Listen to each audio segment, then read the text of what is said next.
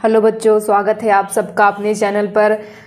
जैसा कि आप सब जानते हैं, आप सबका पेपर 29 अप्रैल को होने वाला है। नवोदय का पेपर कब होगा बच्चों? 29 अप्रैल को।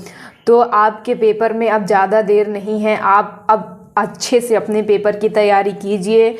और अगर आपका पेपर अभी तक तैयार नहीं हुआ है तो हमारे चैनल से जुड़ जाइए। आपको हमारे चैनल पर हर तरह के वीडियो मिल जाएंगे, चाहे वो रीजनिंग हो, मैथ हो या फिर हिंदी हो। हम आपको हर रोज़ मैथ के कुछ इम्पॉर्टेंट क्वेश्चंस करवाते हैं। तो चलिए शुरू करते हैं। आपका फर्स्ट क्वेश्चन कह रहा है कि 4624 का वर्गमूल ज्ञात कीजिए। तो देखिए, वर्गमूल का तरीका होता है, मैं आपको वर्गमूल ज्ञात करने का तरीका बता रही हूँ। ऐसे दो लाइन खींचते हैं, उसके बाद 46 24, इसका हमें वर्गमूल ज्ञात करना है। जब वर्गमूल ज्ञात करना रहता है तो हम दो दो का पेयर बनाते हैं, और घनमूल ज्ञात करना रहता है तो तीन तीन का पेयर बनाते हैं। हमें वर्गमूल तो दो दो का पेयर बना लीजिए। अब देखिए यहाँ पे कितना, एक पेयर 24 बना और एक पेयर क्या बना बच्चों? 46। तो देखिए हमको क्या कहते हैं, ऐसा वर्ग ढूंढना है जो कि 46 से ज़्यादा ना हो। तो देखिए 7 के वर्ग की बात करें तो 7 सत्ते कितना हो जाएगा? 49। यानी किसका वर्ग होगा? 6 का।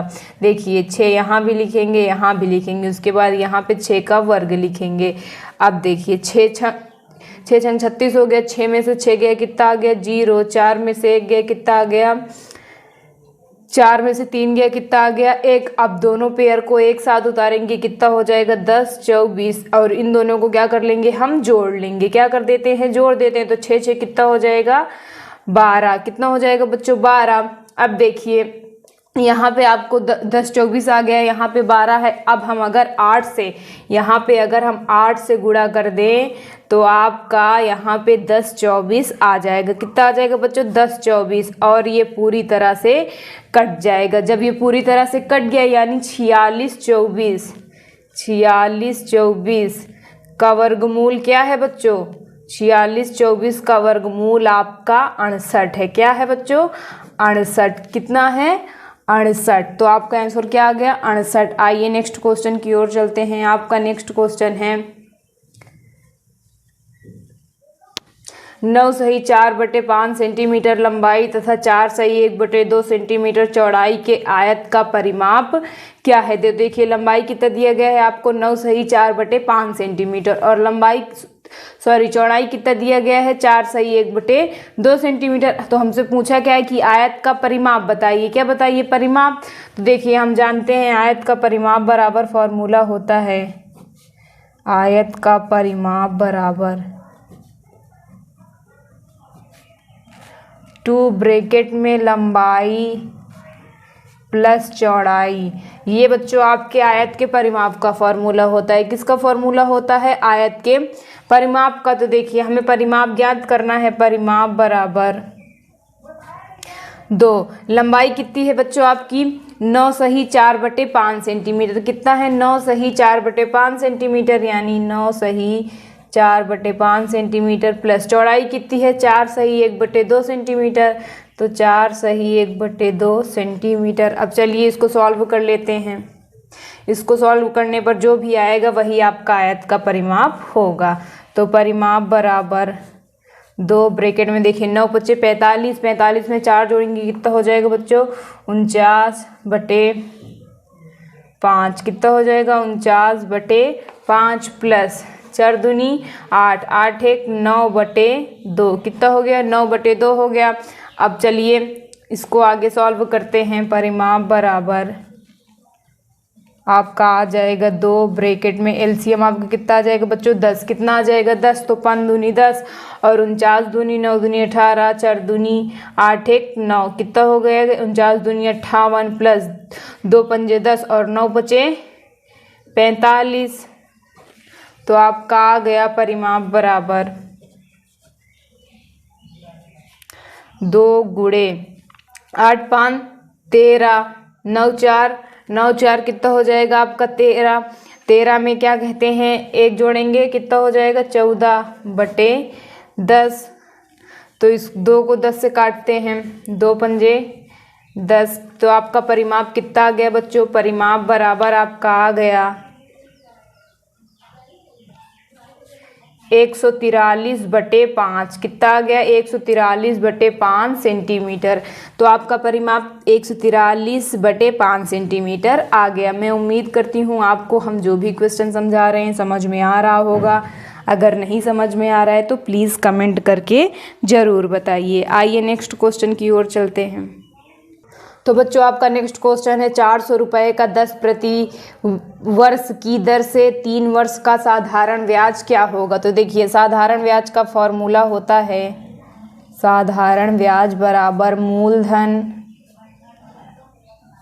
गुणे दर गुणे समय बटे 100। आपको अब तक फॉर्मूले तो लर्न हो ही गए होंगे, क्योंकि अब आपके पेपर में ज़्यादा टाइम नहीं बचा है। तो आप जो छोटी छोटी चीज़ें हैं उन पे ज़्यादा फोकस मत कीजिए। तो देखिए आपका मूलधन कितना दिया गया है बच्चों? 400 रुपये। कितना दिया गया है? 400। दर कितना है आपका? 10% और समय कितना है? 3 वर्ष बटे 100। तो देखिए 2 जीरो से 2 जीरो आपका कट गया, तो आपका कितना बचा? साधारण ब्याज बराबर 4×40 40 तरीके कितना हो जाएगा? 120। तो आपका साधारण ब्याज कितने रुपए आ गया बच्चों? 120 रुपये। तो जो भी फॉर्मूले मैं आपको बता रही हूँ आपको मैं उम्मीद करती हूँ वो फॉर्मूले याद होंगे। तो आप उन फॉर्मूलों पे फोकस करिए, और जो आपको क्वेश्चंस नहीं आ रहे हैं, जिस टॉपिक के क्वेश्चन नहीं आ रहे हैं, मुझे कमेंट करके ज़रूर बताइए। मैं आपको उनको समझाने का प्रयास करूँगी। आइए नेक्स्ट क्वेश्चन की ओर चलते हैं। आपका नेक्स्ट क्वेश्चन है एक वस्तु का क्रय मूल्य 3,549.50 रुपये है और इसे 2,899 रुपये में बेचा जाता है। इस वस्तु पर हुई हानि ज्ञात कीजिए। तो देखिए क्रय मूल्य को इंग्लिश में हम कॉस्ट प्राइस कहते हैं, जिसे हम सीपी से डिनोट करते हैं। देखिए सीपी कितना दिया गया है हमें? 3,549.50 रुपये। और विक्रय मूल्य को हम अंग्रेजी में बेचना को विक्रय मूल्य कहा जाता है, और विक्रय मूल्य को अंग्रेजी में हम सेलिंग प्राइस कहते हैं। तो हमें सेलिंग प्राइस कितना दिया गया है? 2,899 रुपये दिया गया है। तो हमसे पूछ रहा है हानि कितने की हुई। आप 3,549.50 रुपये का खरीद कर उसे 2,899 रुपये में बेच रहे हैं, तो जाहिर सी बात है आपको हानि हो रही है। तो वही पूछ रहा है कि हानि कितने की हो रही है। तो देखिए हानि बराबर फॉर्मूला होता है क्रय मूल्य माइनस विक्रय मूल्य। तो देखिए आप लॉस इज इक्वल निकालेंगे तो आपका आएगा लॉस इज इक्वल 3,549.50 माइनस 2,899। तो आइए मैं आपको यहाँ पे घटा के दिखा दे रही हूँ। 3,549.50 और 2,899.00। तो ये हो जाएगा 50.0। 14 में से 9 गए कितना हो जाएगा आपका? 5। कितना बच गया बच्चों? 5। ये हो गया 4, इससे 1 हासिल लेगा। 14 में से 8 गए 6, ये हो गया 1। तो कितने की हानि हो रही है बच्चों? आपका हानि बराबर आ जाएगा 1,650.50 रुपये की हानि हो रही है। कितने की हानि हुई बच्चों? 1,650.50 रुपये की हानि हुई। तो चलिए नेक्स्ट क्वेश्चन की ओर चलते हैं। आपका नेक्स्ट क्वेश्चन है ज्ञात कीजिए 5,000 रुपये का 30% का 17%। तो देखिए आपके परसेंटेज का क्वेश्चन है। 5,000 रुपये का मतलब क्या होता है? गुणा 30%। प्रतिशत का मतलब क्या होता है बच्चों? 100। तो 30 बटे क्या हो जाएगा? 100 का मतलब गुणा 17/100। तो देखिए 2 जीरो से 2 जीरो कट गया, 1 जीरो से ये कट गया, 1 जीरो से ये कट गया। तो आपका क्या क्या बच्चों? 5 गुणे 3 गुणे 17। तो देखिए 17 तरीके कितना हो जाएगा बच्चों? 17 तरीके 51, 5 का 5, 5 25। तो कितना आ गया आपका? 5,000 रुपये का 30% का 17%, 255 रुपये। कितना आ गया बच्चों? 255 रुपये। आइए नेक्स्ट क्वेश्चन की ओर चलते हैं। आपका नेक्स्ट क्वेश्चन कह रहा है 72 का 2/3 105 के 1/5वें भाग से कितना अधिक है? तो चलिए इसे सॉल्व करते हैं। तो देखिए क्वेश्चन में एक बार फिर से पढ़ दे रही हूँ। 72 का 2/3 105 के 1/5वें भाग से कितना अधिक है? तो पहले हम 72 का 2/3 निकाल लेते हैं। 72 का 2/3 बराबर 72 गुणे 2/3, 3 से काटेंगे, देखिए 3 एकन्नम 3, सॉरी 3 दूनी 6 और 3 चौके 12, कितना आ गया 72 का 2/3 आपका बच्चों 48, कितना आ गया 48 आ गया। अब 105 का 1/5वां भाग निकाल लेते हैं, 105 का 1/5वां भाग बराबर 105 गुणे 1/5, 5 से काटेंगे 5 दूनी 10, 5 एकन्नम 5, कितना आ गया बच्चों 21, कितना आ गया 21। तो आइए हम 48 में से 21 घटाकर पता कर लेते हैं कितना अधिक है। तो 48 माइनस 21, जब 48 में से 21 घटाएंगे तो आपका कितना आ जाएगा बच्चों 27, यानी 72 का 2/3 105 के 1/5वें भाग से कितना अधिक है बच्चों 27 अधिक है। हम उम्मीद करते हैं आपको ये क्वेश्चन समझ में आया होगा, नहीं समझ में आया तो प्लीज़ कमेंट करके ज़रूर बताइए। आइए नेक्स्ट क्वेश्चन में चलते हैं। आपका नेक्स्ट क्वेश्चन है, एक रेलगाड़ी 20 मीटर प्रति सेकंड की चाल से चल रही है, वह 12 मिनट में कितनी दूरी तय करेगी। तो देखिए हमें यहाँ पे चाल कितना दिया गया है बच्चों, चाल आपको दिया गया है 20 मीटर प्रति सेकंड, कितना दिया गया है 20 मीटर प्रति सेकंड, और समय कितना दिया गया है, समय आपको दिया गया है 12 मिनट। किस में दिया गया है बच्चों 12 मिनट। तो सबसे पहले हम इसको किस में चेंज कर लेते हैं, सेकंड में, क्योंकि यहाँ पे हमारा टाइम किस में है सेकंड में, और यहाँ पे किस में है मिनट में। तो चलिए इसको सेकंड में चेंज कर लेते हैं। हम जानते हैं 1 मिनट में 60 सेकंड होते हैं, तो 12 मिनट में कितने सेकंड होंगे, 12 गुणे 60 बराबर 720 सेकंड। कितने सेकंड होंगे बच्चों 720 सेकंड। तो देखिए अब आपकी यूनिट्स बराबर है, हमसे दूरी पूछ रहा है, तो दूरी बराबर हम जानते हैं होता है चाल गुणे समय। क्या होता है बच्चों, दूरी बराबर चाल गुणे समय। तो देखिए चाल आपकी कितनी है 20 मीटर प्रति सेकेंड और समय कितना है 720, तो दूरी आपकी आ जाएगी, जब मल्टीप्लाई कर देंगे तो आपका आ जाएगा बच्चों 14,400 मीटर। कितना आ जाएगा बच्चों 14,400 मीटर। तो आपका आंसर दूरी कितनी आ जाएगी, कितनी दूरी तय करेंगे 14,400 मीटर दूरी तय करेंगे। आइए बच्चों इस सेशन के अंतिम क्वेश्चन की ओर चलते हैं। हमने आपको अभी तक जो भी क्वेश्चन बताए हैं, अगर नहीं समझ में आया है तो प्लीज़ कमेंट करके ज़रूर बताइए, हम आपको समझाएंगे। तो आइए नेक्स्ट क्वेश्चन में चलते हैं। तो देखिए इसमें हमसे कह रहा है कि 30, 36 और 90 के लघुत्तम समाप्तवर्त और महत्तम समाप्तवर्तक के बीच अंतर ज्ञात कीजिए।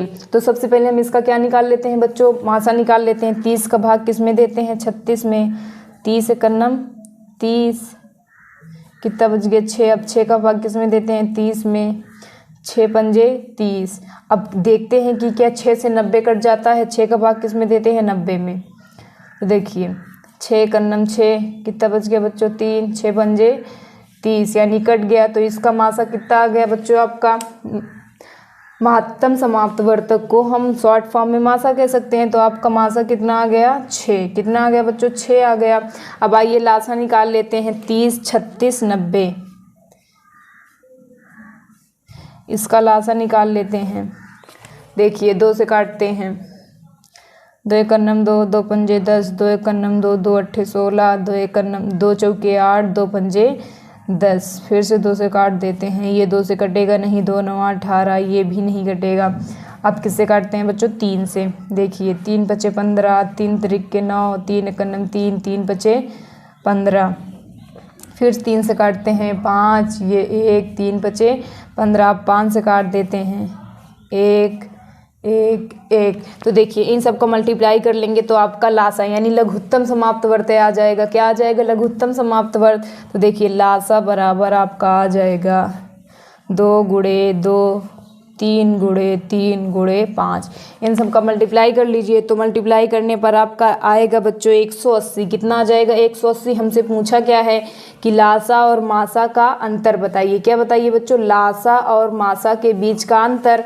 तो देखिए अंतर बराबर आपका आ जाएगा, लासा आपका कितना आया है बच्चों 180 और मासा कितना आया है बच्चों 6। तो 180 में से 6 घटाएंगे तो आपका आ जाएगा 174। कितना आ जाएगा बच्चों 174। तो आपका आंसर 174 आ गया। हम आपको जो भी क्वेश्चंस करा रहे हैं, हम आपको विश्वास दिलाते हैं कि ये आपके 29 अप्रैल की परीक्षा में ज़रूर आएंगे। तो हमारे वीडियो पर इसी तरह लास्ट तक बने रहिए और चैनल को प्लीज़ सब्सक्राइब ज़रूर कर लीजिए। साथ आए बेल आइकन को भी प्रेस कर दीजिए ताकि आपको हमारे द्वारा डाले गए वीडियोज़ के नोटिफिकेशन टाइम पे मिलते रहें। और जो क्वेश्चन ना समझ में आया हो बच्चों, प्लीज़ कमेंट करके ज़रूर बताइएगा।